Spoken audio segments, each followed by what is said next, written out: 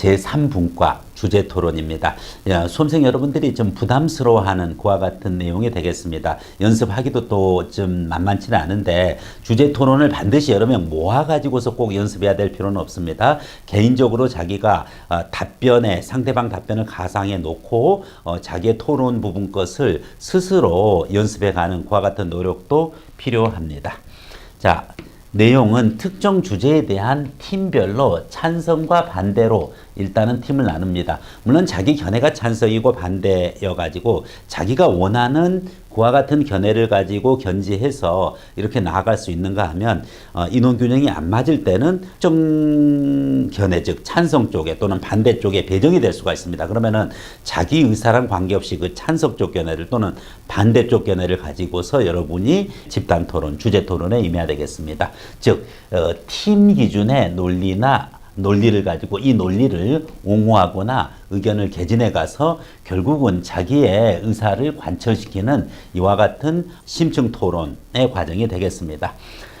토론과 그 다음에 발표를 얼마나 이제 잘 주도해 가느냐 이와 같은 것도 볼 뿐더러 상대방의 공격에 대해서 어떻게 대응하고 또 경청하는 자세 이와 같은 것들도 평가 항목에 들어가는 만큼 세심한 주의를 기울여야 되겠습니다. 적절한 발언 시간을 가지고 있느냐. 지나치게 짧게 답변해서 자기의 의견을 개진 못한다든지 아니면 지나치게 발언 시간을 길게 해가지고 다른 사람의 발언 기회를 갖다가 박탈한다든지 그와 같은 일이 있어서는 안 되기 때문에 여러분들이 발언 시간을 잘 조정하는 연습도 필요합니다. 지금까지 나왔던 사례 주제로 전시작전권 이양 그와 같은 것에 대한 찬반 토론, 그리고 공자와 한비자 부분 것의 사상과 입장을 가지고 공자의 사상과 한비자의 사상을 기준으로 해서 어느 그와 같은 사상과 입장에서 자기가 동의하는지 여기에 대한 토론이 있었고, 사드 배치에 대한 역시 찬성 반대.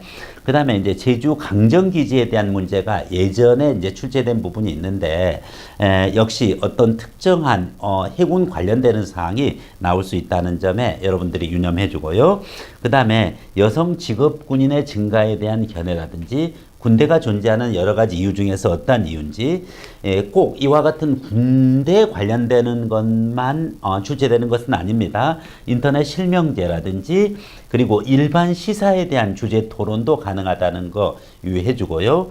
또 군 관련되는 거에서 군사 보안이라든지 군사 보안을 통해 가지고 지나치게 비밀로서 이렇게 설정해 놓음과 동시에 군사 제한구역, 군사 통제구역 등등을 시행함으로 인해 가지고 국민의 기본권, 특히 국민의 알 권리 부분 것을 침해하는 이제 그와 같은 부분 것이 충돌했었을 때 국민의 알 권리가 우선이냐, 군사 보안이 우선이냐를 기준으로 해 가지고도 얼마든지 토론 주제가 될 수 있다는 점 여러분들이 유념해서 잘 준비를 해주기 바라겠습니다.